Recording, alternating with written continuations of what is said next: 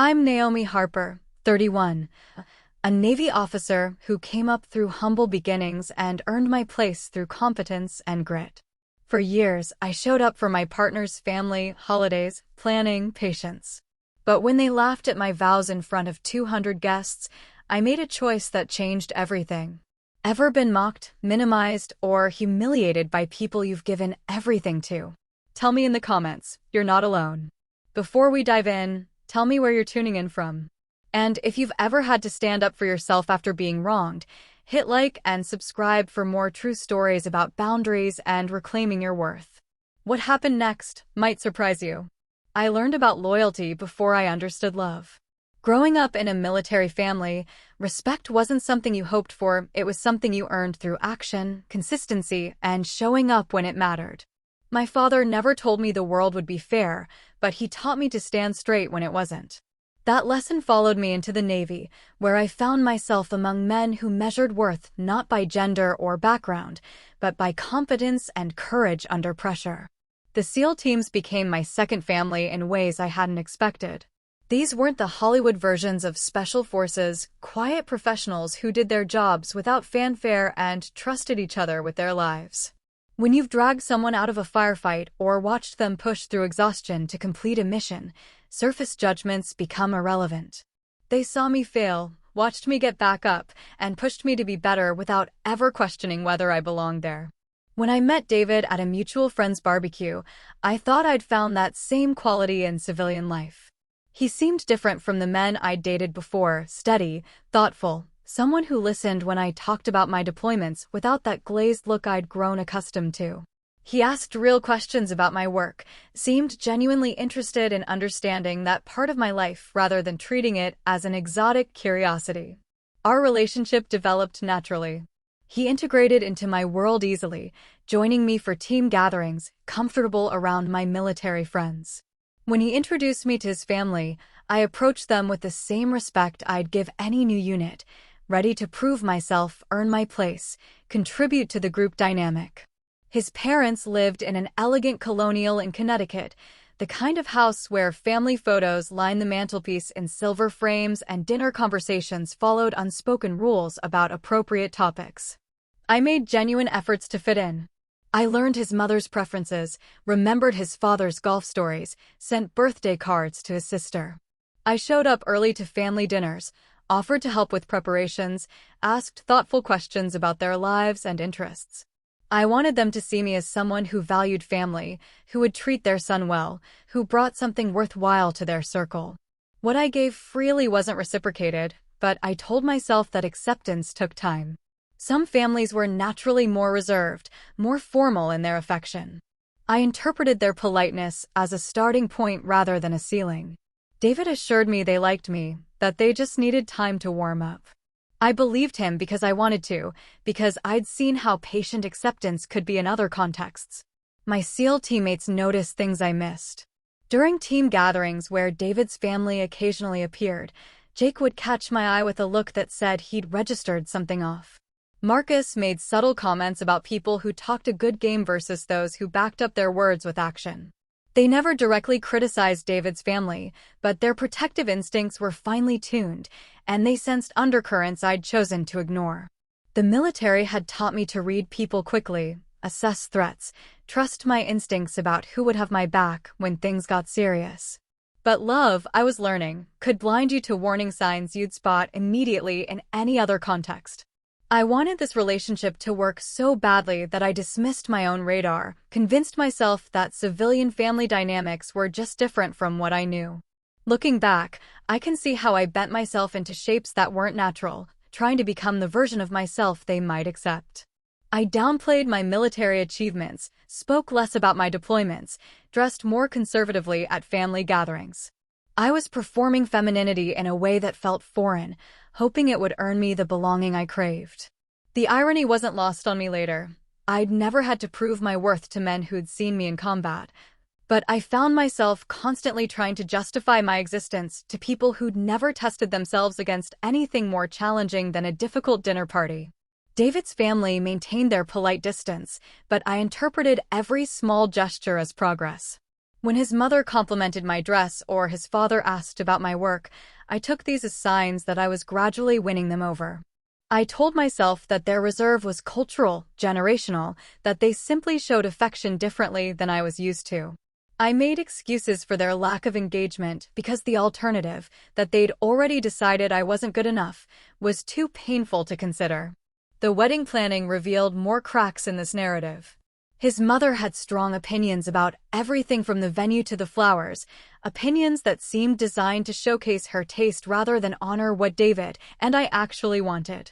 His sister made comments about military weddings being so serious and suggested we might want something more romantic instead. I accommodated their preferences, told myself that keeping peace was more important than having the celebration we'd originally envisioned. My own family and military friends noticed the shift. My mother asked if I was happy with the wedding plans, her tone suggesting she knew the answer. My teammates offered to handle various aspects of the ceremony, clearly sensing that I wasn't getting the support I needed from David's side. I appreciated their concern but insisted I had everything under control, still believing that compromise and accommodation would eventually pay off in genuine acceptance. The morning of the wedding, I felt confident about the vows I'd written. They were honest, specific to our relationship, free of generic promises that could apply to anyone. I'd spent weeks crafting words that captured not just my love for David, but my understanding of what marriage meant, partnership, mutual respect, facing challenges together. These weren't just pretty phrases, they were commitments I intended to honor, expressions of the serious nature I brought to all my relationships. I should have trusted my instincts about David's family. I should have recognized that people who never quite looked me in the eye, who consistently found reasons to exclude me from family jokes or stories, who treated my military service as a curiosity rather than an accomplishment, weren't likely to suddenly embrace me as one of their own. But love, combined with hope, can make you rationalize almost anything. I wanted to belong to this family so badly that I ignored every signal telling me I never would. The warning signs appeared gradually, small moments that individually seemed insignificant but collectively painted a clear picture I refused to see. At family gatherings, conversations would shift when I approached, not obviously, but just enough that I'd catch the tail end of discussions I hadn't been included in from the start. When I shared stories from my deployments, David's father would nod politely before steering the conversation towards safer topics like local politics or his golf game. His mother perfected the art of the compliment that wasn't quite a compliment, praising my adventurous spirit in a tone that suggested adventure was something to be outgrown rather than admired. David's sister, Rebecca, was the most direct in her disapproval, though she disguised it as teasing. She'd make comments about how I was more comfortable with men than women, implying something unnatural about my ease around my male teammates. She questioned whether military life had made me too rigid for married life, suggesting that my discipline and directness were character flaws rather than strengths. These weren't innocent observations, they were calculated attempts to make me doubt myself, to suggest that my core qualities were incompatible with being the kind of wife their family expected. The comments about my appearance were particularly telling. Rebecca would suggest makeup tips or outfit changes, always framing it as sisterly advice, but delivering it in a way that highlighted what she saw as my deficiencies. She'd comment on how lucky I was that David didn't mind that I wasn't traditionally feminine, as if my lack of traditional femininity was a burden he was graciously bearing. She'd mention other women David had dated, always in contexts that emphasized their differences from me, their softness where I had edges, their need for protection where I offered strength. David's parents were more subtle, but no less clear in their assessment. His mother would ask questions about my future plans that assumed I'd be leaving the military, never considering that my career might continue alongside marriage. His father made jokes about keeping me in line that weren't quite jokes, suggesting that my independence was something David would need to manage rather than celebrate. They treated my military service like a phase I'd outgrown rather than a calling I'd chosen, something to be politely acknowledged but not genuinely respected. During engagement parties and pre-wedding events, I found myself increasingly isolated from the women in David's family. They'd plan shopping trips or spa days without including me, then apologize afterward with explanations that they didn't think I'd be interested in those activities. They weren't wrong, I wasn't particularly interested, but the assumption stung. They'd decided what kind of person I was and never bothered to discover whether their assumptions matched reality. The men in David's family were different, but no more accepting. They'd ask questions about my military experience that felt more like challenges than genuine curiosity, testing whether I could really handle what they imagined military life entailed. David's uncle once suggested that women in combat roles were taking spots away from men who needed to support families, implying that my service was somehow selfish. When I calmly explained the realities of military integration and the value that diversity brought to units, they'd nod politely but dismiss my words with the kind of smile you'd give a child explaining why the sky is blue. My teammates started making observations that I couldn't ignore.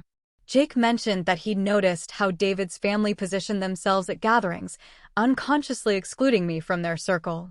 Marcus pointed out that they never asked follow-up questions when I spoke, a clear sign that they weren't actually listening. Tony, who had grown up in a military family and understood both worlds, bluntly told me that David's parents treated me like a temporary addition rather than a permanent family member. These observations forced me to examine interactions I'd been rationalizing away. David's family praised other people's accomplishments enthusiastically, but responded to mine with polite acknowledgement. They remembered details about their friends' lives, but consistently forgot basic facts about mine. They included everyone else in family photos naturally, but seemed to forget I was there until David specifically requested my inclusion. The most telling moment came during a family dinner when David's and asked me what I planned to do after all this military stuff. The question revealed everything. She couldn't conceive of my service as a career, only as a detour from the life path she expected all women to follow. When I explained that I intended to continue serving as long as I was able, the table fell silent. Not the respectful silence that greets someone sharing their passion, but the uncomfortable silence that follows someone saying something inappropriate at a dinner party. Rebecca broke the silence with a comment about how hard it must be for David to have a fiancé who has gone so much, to never know if I'd come back safe. She wasn't expressing genuine concern. She was highlighting what she saw as the unreasonable burden my career placed on her brother. The implication was clear: a good wife wouldn't put her husband through such worry, wouldn't prioritize her own calling over his comfort. David's response to these moments became another source of concern. He'd change the subject rather than defend me or make jokes that diffused tension but left me feeling unsupported. When I'd bring up these incidents later, he'd minimize them, insist his family didn't mean anything by their comments, that I was being too sensitive. He wanted to keep peace between his family and me, but his version of peace required me to accept disrespect in silence.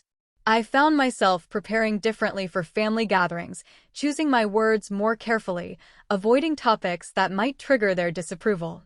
I was editing myself, trying to become a version they might accept, and in doing so, I was losing pieces of who I actually was. The woman who'd thrived in high-pressure military environments was becoming anxious about dinner conversations with people who should have been on my side. The betrayal came at the wedding itself, in front of 200 guests, in what should have been the most sacred moment of the ceremony. I'd spent months preparing for this day, not just the logistics, but the emotional weight of it. These vows weren't generic promises copied from wedding websites. They were specific commitments I'd crafted to honor both David and the seriousness with which I approached marriage. I'd written them during quiet moments between training exercises, refining them until they captured exactly what I wanted to promise, what I believed marriage should be. Standing at the altar in my grandmother's dress, altered to fit but carrying 3 generations of family history, I felt the weight of the moment. This wasn't just about David and me. It was about joining families, creating new bonds, honoring the people who'd supported us to this point. I looked out at the assembled guests, my military family on one side, his traditional family on the other, friends from both our lives scattered throughout. Despite everything, I felt hopeful that this ceremony would mark a new beginning, that the public nature of these promises would inspire everyone present to support what we were building together. I began my vows with confidence, speaking from the heart about what David meant to me, about the partnership we'd built, about the future we'd planned together. My voice was steady, clear, carrying the projection I'd learned from years of military briefings. These weren't just romantic declarations, they were operational commitments, specific promises about how I intended to show up in this marriage, what David could count on from me through whatever challenges we'd face. The first indication that something was wrong came as a ripple of sound from David's side of the chapel. It started quietly, barely perceptible, but grew more obvious as I continued speaking. Soft laughter, the kind that accompanies private jokes shared in inappropriate moments. I caught sight of Rebecca leaning toward her cousin, her hand partially covering her mouth but not hiding her smirk. The cousin nodded, smiled, looked at me with the kind of expression you'd give a child playing dress-up in adult clothes. I continued with my vows, determined not to let their behavior derail this moment, but the laughter spread. David's uncle chuckled at something his wife whispered in his ear. Family friends on his side seemed to be sharing some private amusement that centered on me, on the words I was speaking, on the sincerity with which I was delivering them. This wasn't the nervous laughter that sometimes accompanies emotional moments. This was mockery, barely disguised contempt for the woman presuming to marry into their family. The breaking point came when Rebecca, perhaps emboldened by the group's behavior or simply unable to contain herself any longer, leaned toward her cousin and spoke in what she probably thought was a whisper, but was loud enough for several rows to hear. "What a pathetic bride." The words hit me like a physical blow, not just for their cruelty, but for their timing. I was in the middle of promising to love and honor her brother, speaking words I meant with every fiber of my being, and she chose that moment to mock me publicly. The laughter that followed Rebecca's comment wasn't even disguised anymore. David's side of the chapel was openly amused by something, by me, by my vows, by the very idea that I belonged in this ceremony. I felt heat crawl up my neck, my face burning with humiliation, but I forced my voice to remain steady. I had two choices: stop speaking, acknowledge their mockery, and let them win, or continue with dignity and finish what I'd come here to do. I chose dignity. I completed my vows with the same clarity and conviction with which I'd started them, even as David's family continued their performance of barely contained amusement. Every word I spoke was met with their disdain, but I spoke them anyway because they were true, because David deserved to hear them, because I refused to let their cruelty diminish the promises I was making. The priest seemed oblivious to the undercurrent, or perhaps he was simply professional enough to continue despite it. David appeared uncomfortable, but didn't intervene, didn't ask his family to show respect, didn't defend the woman who was becoming his wife against their public humiliation. He stood there, letting it happen, perhaps hoping it would end on its own, or that I'd somehow not notice what was occurring just feet away from us. As I finished my vows, the mockery died down slightly, but the damage was done. Everyone present had witnessed it, my humiliation, David's failure to defend me, his family's open contempt for this marriage. My side of the chapel sat in stunned silence, clearly uncomfortable with what they'd observed, but unsure how to respond. The divide between our families had never been more obvious or more painful. I handed the microphone back to the priest and looked out at the assembled guests, my head held high despite everything. This was supposed to be the moment when our families came together, when differences were set aside in celebration of love. Instead, it had become a public demonstration of exactly how David's family viewed me, not as a daughter-in-law to be welcomed, but as an intruder to be tolerated at best, mocked at worst. For a split second, I considered walking away. The thought flashed through my mind with startling clarity. I could simply turn around, walk back down the aisle, and leave this humiliation behind. I could spare myself whatever additional cruelty they had planned, remove myself from a situation where I was clearly unwanted, protect what remained of my dignity by refusing to participate any further in this charade. But that impulse lasted only a moment before something deeper kicked in. The same instinct that had carried me through difficult military operations, through moments when quitting seemed like the reasonable option, but wasn't actually an option at all. I thought about my father's lessons about standing straight when the world wasn't fair. I thought about my SEAL teammates, men who had never questioned my strength, who had seen me at my worst and never doubted my ability to handle whatever came next. Their respect hadn't been freely given, it had been earned through performance under pressure, through proving that I wouldn't break when things got difficult. These people mocking me now had never tested themselves against anything more challenging than a difficult social situation. They had never put their lives on the line for something larger than themselves, never pushed through exhaustion and fear to complete a mission, never demonstrated the kind of courage they were questioning in me. I realized that my worth wasn't determined by their approval. It never had been.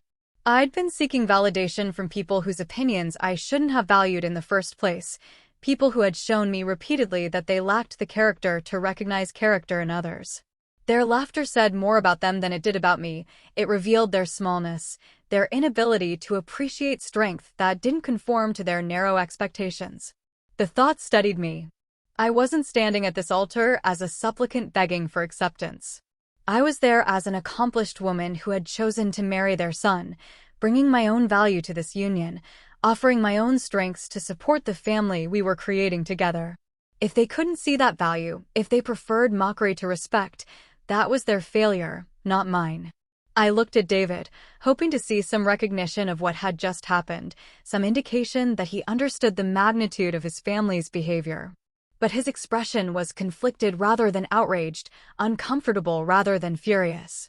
He seemed more concerned with managing the awkwardness than with addressing its cause, more focused on getting through the ceremony than on confronting the disrespect being shown to his bride. The priest continued with the ceremony, apparently determined to maintain the schedule regardless of the undercurrents. I participated fully, answered when spoken to, followed the traditional responses, but part of my attention remained focused on David's family.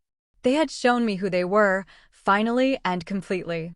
All the months of hoping they'd come around, of making excuses for their coolness, of believing that patience and effort would eventually win them over, all of that was finished now. I thought about my teammates sitting behind me, men who had traveled considerable distances to be here, who had taken leave from their own obligations to support this moment in my life. They had shown up without question, without complaint, because that's what loyalty looked like in action. The contrast with David's family couldn't have been more stark, people who were related to the groom by blood but couldn't manage basic respect for his bride, versus people who were related to me only by choice and shared experience, but who demonstrated genuine care through their presence. The irony wasn't lost on me that I felt more supported by men I'd served with than by the family I was supposedly joining. My military brothers had never questioned my right to be where I was, never suggested that my strength was inappropriate, never treated my accomplishments as curiosities rather than achievements. They understood that respect was earned through action, not granted through accident of birth or gender. As the ceremony continued, I made a silent promise to myself that this would be the last time I accepted disrespect in the name of keeping peace. I had compromised too much already, bent too far in trying to accommodate people who had no intention of meeting me halfway. Marriage might require compromise, but it shouldn't require accepting contempt. Partnership might involve sacrifice, but it shouldn't involve sacrificing self-respect. The realization brought a strange kind of peace. I was still angry, still hurt by what had happened, but I was no longer confused about where I stood or what I was dealing with. David's family had made their position clear, and I could respond accordingly. I didn't have to pretend anymore that their approval was forthcoming or that their acceptance was worth pursuing. I didn't plan what happened next. In all my years of military service, through countless operations and training exercises, I'd learned that the most powerful moments often come without advance notice, arising from circumstances you couldn't have predicted or engineered. What I witnessed next was one of those moments, not something I'd orchestrated or even imagined, but something that transformed the entire dynamic of the situation in ways that would resonate for years to come. As the priest raised his hand to continue with the next portion of the ceremony, the heavy wooden doors at the back of the chapel creaked open. The sound cut through the murmur of conversation and shifted everyone's attention toward the entrance.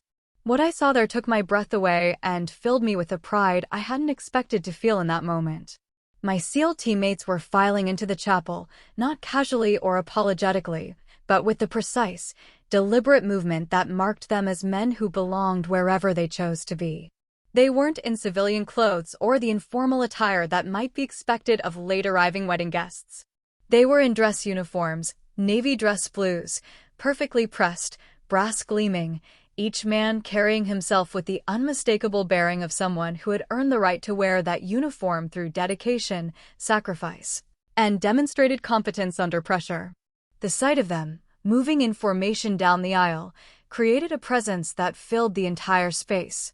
Jake led the group, his uniform immaculate, his posture reflecting decades of military bearing. Behind him came Marcus, Tony, Rodriguez, and 6 others, men I'd served with, trained with, trusted with my life on multiple occasions. They weren't here by accident or because they'd happened to be in the neighborhood. Someone had contacted them, told them what was happening, and they'd made the decision to come. Not just to attend, but to make a statement about who I was and what I meant to them.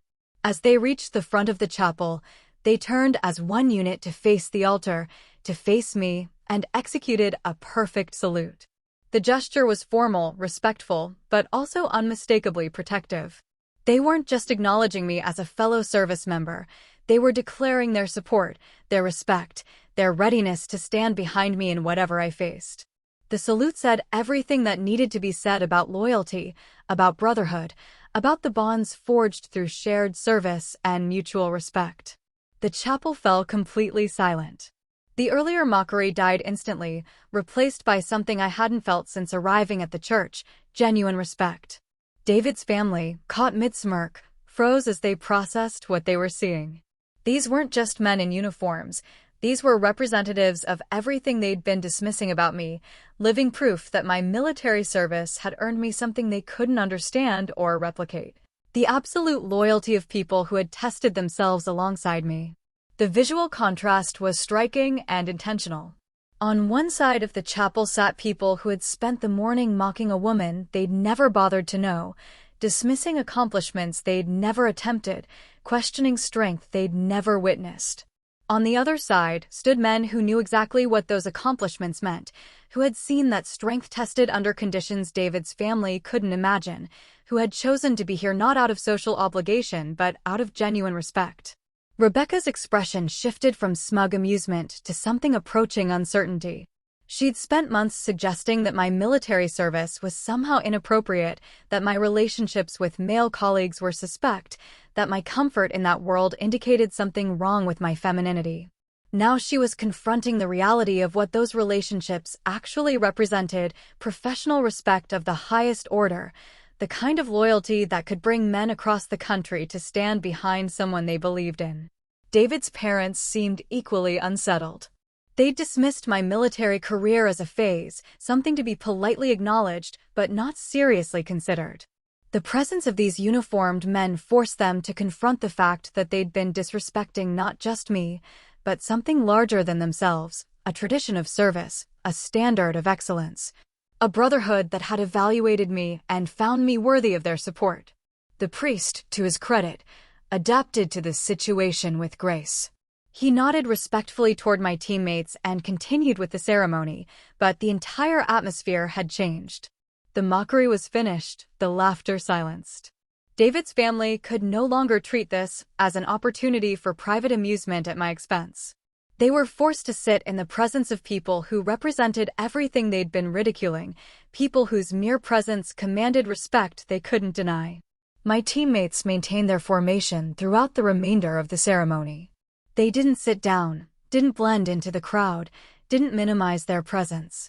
They stood as silent sentries, living reminders that I belonged to something they couldn't diminish, that I had earned respect they couldn't take away, that their approval had never been necessary because I already had something far more valuable: the recognition of people who understood what real strength looked like.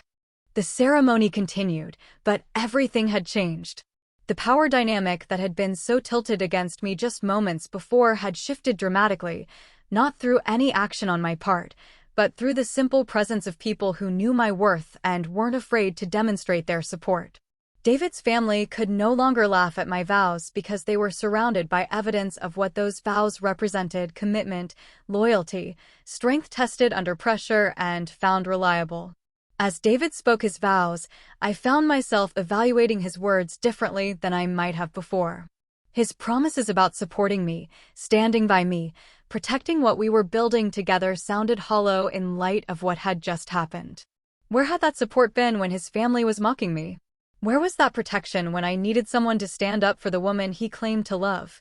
The contrast between his words and his inaction was stark, made more obvious by the men standing behind me who had demonstrated real support without being asked.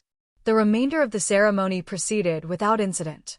David's family maintained appropriate behavior, no longer emboldened by the pack mentality that had enabled their earlier cruelty. They seemed smaller somehow, diminished by the presence of people who represented standards they couldn't meet, values they didn't understand. The chapel that had been filled with their mocking laughter was now dominated by the quiet dignity of men who had earned their confidence through action rather than accident of birth. When the priest pronounced us husband and wife, my teammates were the first to applaud. Their applause wasn't polite or obligatory, it was genuine celebration from people who understood what marriage meant to me, who knew that I didn't make commitments lightly, who respected my choice even if they questioned David's worthiness of it. The sound of their approval filled the chapel and reminded me that I was surrounded by people who truly knew me, who had seen me at my best and worst and chosen to stand with me. As we walked back down the aisle together, David and I passed my teammates, still standing at attention. Jake caught my eye and gave the slightest nod, not breaking military bearing, but communicating everything I needed to know. They had my back then, they had my back now, and they would continue to have my back regardless of what came next. That knowledge was worth more than all the family approval I'd been seeking. At the reception, the dynamic continued to play out in subtle but significant ways. David's family, forced to interact with my military friends, discovered that their preconceptions about military personnel were as wrong as their assumptions about me. These men were articulate, educated, thoughtful career professionals who had chosen service over easier paths, who brought depth and perspective to every conversation. Rebecca's attempt to charm Marcus backfired when she realized he saw through her social manipulation immediately. David's father found himself outmatched in discussions with Tony, whose understanding of global politics came from having served in multiple theaters rather than reading about them in newspapers. The contrast became more obvious as the evening progressed. My military family told stories that revealed character, shared experiences that demonstrated genuine bonds, spoke about achievements that mattered beyond social circles. David's family offered gossip, social climbing, surface-level concerns that seemed increasingly trivial in comparison. They had tried to diminish me by suggesting I didn't fit their standards, but the evening revealed that their standards were the problem, not my failure to meet them. David spent the reception moving between groups, trying to maintain balance, still hoping somehow to bridge the divide between his family and mine. But some gaps can't be bridged through good intentions, especially when one side has already decided the other isn't worth the effort. His family's behavior at the ceremony had revealed something that couldn't be unseen or taken back: their fundamental lack of respect for who I was and what I represented. As the night wound down, my teammates prepared to leave. Each of them took a moment to speak with me privately, not to rehash what had happened, but to reinforce their support going forward. Jake reminded me that marriage was a deployment of sorts. You couldn't always predict what you'd face, but you could control how you responded. Marcus told me that respect was like ammunition. You never wanted to waste it on people who hadn't earned it. Tony simply said that if I ever needed backup, I knew where to find it. Their presence at the wedding had accomplished something I couldn't have achieved on my own. They had forced David's family to confront the reality of who I was rather than their fantasy of who they thought I should be. They had demonstrated that strength came in many forms, that loyalty was earned rather than expected, that respect was given to those who had proven they deserved it. Most importantly, they had reminded me of my own worth at a moment when I might have forgotten it. The weeks following the wedding revealed the lasting impact of what had happened in that chapel. David's family didn't suddenly become warm and accepting, but their approach to me changed dramatically. The open mockery stopped completely. replaced by a careful politeness that felt more genuine than their previous forced pleasantries. They seemed to understand, perhaps for the first time, that dismissing me came with consequences they hadn't anticipated. Rebecca, who had been the most vocal in her criticism, became notably quieter during family gatherings. She no longer made comments about my military service or suggested that David was making sacrifices to accommodate my career. When she did speak to me, her tone carried a new wariness, as if she was reconsidering her previous assumptions about what I might be willing to tolerate. The woman who had called me a pathetic bride was now uncertain of her ground, no longer confident that her opinions would be received as family wisdom rather than personal attacks. David's parents attempted to smooth over the situation through gestures that felt more like damage control than genuine outreach. His mother started asking more detailed questions about my work, though her interest felt performative rather than authentic. His father made an effort to include me in conversations, but his engagement was careful, measured, as if he was following a script designed to avoid further confrontation rather than expressing real curiosity about my experiences. The change in their behavior wasn't driven by newfound respect for me as a person, it was motivated by recognition that I wasn't the isolated target they'd assumed I was. My teammates' appearance at the wedding had demonstrated that attacking me meant confronting people who wouldn't be dismissed as easily as they'd dismissed me. They understood, perhaps unconsciously, that their mockery had been witnessed and evaluated by men whose opinions carried weight in ways theirs didn't. David struggled with the aftermath more than anyone else. He wanted to pretend that nothing significant had happened, that the wedding had been a success marred only by minor misunderstandings. When I tried to discuss his family's behavior and his failure to address it, he deflected, minimized, made excuses. He suggested that I was being too sensitive, that family dynamics were complicated, that his relatives didn't mean any harm by their comments. His response revealed something important about his character that I'd been reluctant to acknowledge. David valued harmony over justice, comfort over confrontation. He would rather ignore problems than address them, rather accommodate bad behavior than challenge it. These weren't necessarily character flaws in all contexts, but they were incompatible with the partnership I thought we were building. I needed someone who would stand with me when things got difficult, not someone who would ask me to accept disrespect for the sake of keeping peace. The conversations we had during this period were tense, circular, ultimately unproductive. David couldn't understand why I couldn't just let it go and move forward with our lives. I couldn't explain to him why accepting his family's behavior would be a betrayal of everything I'd learned about self-respect and standards. We were operating from fundamentally different frameworks about what marriage should look like, what loyalty meant, what it meant to protect someone you claimed to love. My military friends, in contrast, understood immediately what was at stake.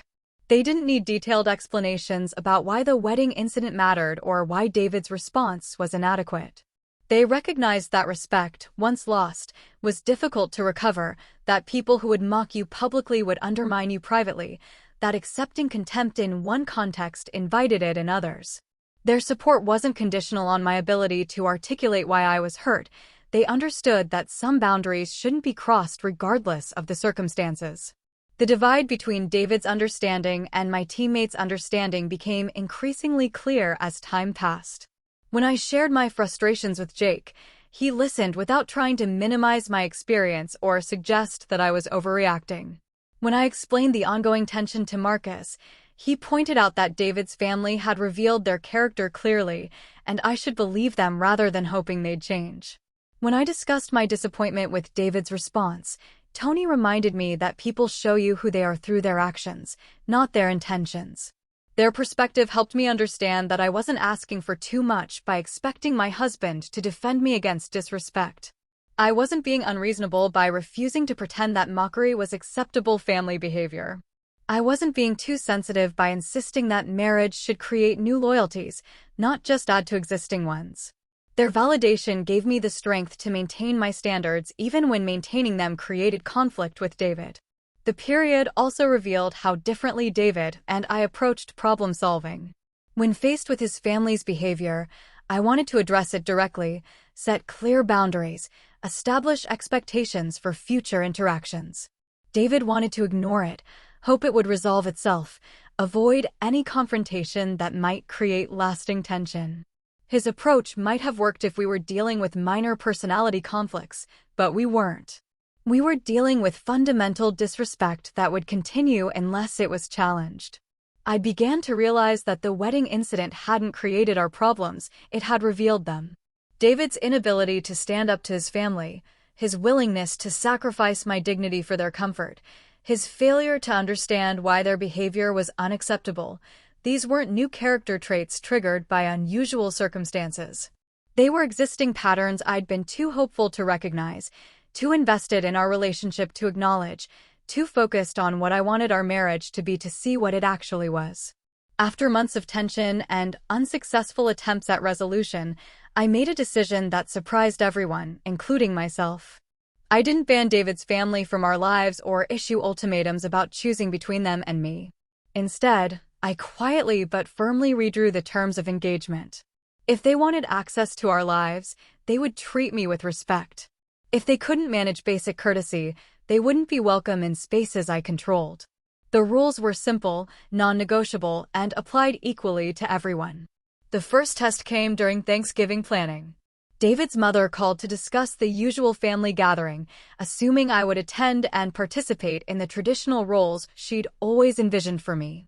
I listened politely, then explained that I would be happy to join them if certain conditions were met. No comments about my career or military service. No jokes at my expense. No treatment that suggested I was somehow less than a full family member. If those basic standards couldn't be maintained, I would make other plans for the holiday. David's initial response was predictable. He thought I was being unreasonable, creating unnecessary conflict, making simple family gatherings complicated. His mother was offended that I would set conditions on my attendance, suggesting that I was being overly sensitive about innocent family dynamics.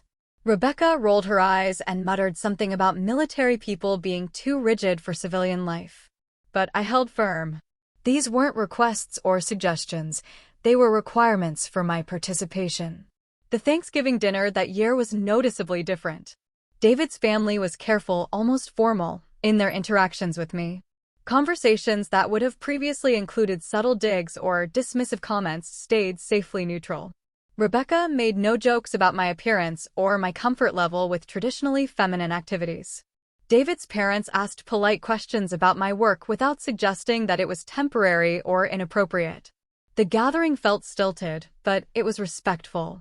More importantly, the dinner demonstrated that they were capable of treating me appropriately when they chose to do so. Their previous behavior hadn't been unconscious or accidental, it had been deliberate, a choice to express their disapproval through mockery and dismissal. When forced to choose between respect and access, they chose respect, proving that they'd always understood where the lines were but had simply decided not to honor them. Christmas brought another test when David's parents wanted to host their traditional holiday party. I made it clear that I would attend only if the same standards applied, no disparaging comments, no treatment that positioned me as an outsider, no behavior that suggested I was somehow inferior to other family members. Again, there was initial resistance, complaints that I was making things difficult, suggestions that I should just relax and enjoy the party without creating rules. But the party went smoothly. David's family managed to include me in conversations without condescension, share family stories without making me feel like an intruder, treat me as David's wife rather than as a temporary addition to their circle. The evening proved that they had always possessed the social skills necessary for appropriate behavior. They simply hadn't chosen to use them before the wedding incident changed the cost-benefit analysis. David gradually began to understand that my approach was working. His family's behavior toward me improved significantly, not because their fundamental opinions had changed, but because they'd learned that disrespect came with consequences. They could choose to treat me well and maintain normal family relationships, or they could continue their previous behavior and find themselves excluded from events and gatherings. The choice was entirely theirs, but so were the consequences. The most revealing moment came during David's birthday celebration. Rebecca, perhaps emboldened by wine or simply reverting to old patterns, made a comment about how lucky David was to have found someone willing to put up with his military wife. The room fell silent. David, finally recognizing the pattern I'd been pointing out for months, looked directly at his sister and said, "That's not acceptable. Don't talk about my wife that way." His response was simple, direct, and long overdue, but it marked a turning point. Rebecca backtracked immediately, claiming she'd been joking, that I knew she didn't mean anything by it. But the damage to her position was done. David had finally drawn a line, finally chosen to protect our marriage instead of protecting his family's feelings. The moment demonstrated what should have happened at our wedding, but it also showed that people could learn and change when properly motivated. The shift in David's approach wasn't dramatic or sudden, but it was consistent. He started interrupting inappropriate comments before I had to address them myself. He began setting expectations with his family before gatherings rather than hoping for the best and apologizing afterward. He stopped making excuses for their behavior and started holding them accountable for it. His evolution was gradual, but it was genuine, motivated by his realization that protecting our marriage required active participation, not passive hope. My relationship with David's family settled into a functional détente. We weren't close, would probably never be truly comfortable with each other, but we had established a framework that allowed for civil interaction. They invited me to family events and included me in conversations. I participated when I chose to and declined when I preferred other options. The dynamic was artificial but sustainable, based on mutual recognition of boundaries rather than genuine affection. Years have passed since that wedding day, and the lessons from that experience continue to shape how I approach relationships and respect. My marriage to David weathered the initial storms, though it required significant recalibration of expectations and boundaries. We learned to communicate more directly about family dynamics, to address problems before they festered, to choose each other consistently rather than hoping that loyalty would develop naturally over time. David's growth was perhaps the most significant outcome of the entire experience. The man who had stood silently while his family mocked his bride eventually became someone who actively protected our partnership. He learned to recognize disrespect earlier, address it more quickly, and prioritize our marriage over his family's comfort. The transformation wasn't immediate or easy, but it was genuine, motivated by his realization that passive hope wasn't sufficient to maintain the relationship we both wanted. The wedding incident also deepened my appreciation for the military family I'd found in my SEAL teammates. Their willingness to show up that day, to stand behind me when I needed support, to demonstrate publicly what loyalty looked like in action. These gestures created bonds that have only strengthened over time. They didn't just attend my wedding, they reminded me who I was when other people tried to diminish that identity. Jake retired from active duty but remained a close friend, someone I could count on for perspective when civilian life presented challenges that military experience hadn't prepared me for. Marcus transferred to a training command and became the kind of mentor to younger service members that he'd been to me during our operational deployments. Tony left the Navy to pursue private security work, but maintained connections with the team, organizing reunions that kept our brotherhood intact despite geographical separation. Their support didn't end with the wedding. Over the years, they've continued to demonstrate the kind of loyalty that can't be manufactured or demanded, only earned through shared experience and mutual respect. When I faced difficult career decisions, they offered perspective based on their understanding of who I was and what I valued. When David and I navigated the challenges of military life combined with civilian family expectations, they provided examples of how other couples had managed similar situations successfully. The contrast between their consistent support and David's family's conditional acceptance remained stark but instructive. My teammates' respect was based on observed competence, shared values, demonstrated reliability under pressure. David's family's acceptance was based on my willingness to conform to their expectations, accommodate their preferences, minimize aspects of myself they found inconvenient. The difference taught me valuable lessons about where to invest my energy and whose opinions to value. Rebecca eventually apologized for her behavior at the wedding, though the apology felt more strategic than heartfelt. She'd married someone whose family didn't automatically embrace her, giving her first-hand experience of what it felt like to be judged by standards she couldn't meet. Her perspective shifted when she found herself in the position of needing acceptance rather than granting it, when she discovered that family membership wasn't automatically guaranteed regardless of behavior. David's parents remained more reserved, but ultimately acknowledged that their initial assessment of me had been unfair. His father admitted that he'd underestimated both my commitment to their son and my value as a family member. His mother made efforts to understand my military career rather than simply tolerating it, asking questions that seemed motivated by genuine curiosity rather than polite obligation. Their evolution was gradual and incomplete, but it represented progress from where we'd started. The broader lesson from this experience was about the importance of maintaining standards even when maintaining them created conflict. I'd spent months trying to earn approval from people who had no intention of giving it, compromising pieces of myself to fit into spaces that were never designed to accommodate me. The wedding incident forced me to recognize that respect couldn't be begged for or gradually accumulated through good behavior. It had to be demanded and defended. My SEAL brothers had shown me what unconditional support looked like, but they'd also demonstrated the difference between earning respect and expecting it. Their loyalty wasn't based on family obligation or social convenience. It was based on shared experience, demonstrated competence, proven reliability. They'd seen me perform under pressure and evaluated me according to standards that mattered. Their respect was valuable precisely because it had been earned rather than assumed. The memory of that wedding day, the mockery, the humiliation, but also the moment when the chapel doors opened and my teammates filed in remains one of the most significant moments of my life. It taught me about the difference between people who diminish you and people who elevate you, between relationships that require you to shrink and relationships that encourage you to expand, between acceptance that comes with conditions and support that comes without question. The woman who stood at that altar, enduring ridicule while speaking vows she meant with every fiber of her being, learned something crucial about her own strength that day.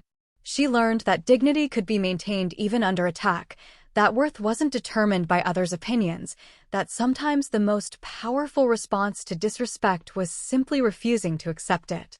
Those lessons have served me well in every aspect of my life since, reminding me that silence doesn't always fall hardest on those who speak truth. Sometimes it falls hardest on those who realize, too late, that they've underestimated the person they chose to mock. That day taught me something I'll never forget. Respect is non-negotiable, no matter who it comes from. I didn't need my in-laws' approval. I already had the loyalty of people who'd seen me at my best and worst. Have you ever had to stand tall when family or in-laws tried to tear you down? Would you have walked away from the altar or held your ground like I did? Let me know in the comments. And if stories about standing up for yourself and setting boundaries resonate with you, hit that like button, subscribe, and share this with someone who needs to hear it today.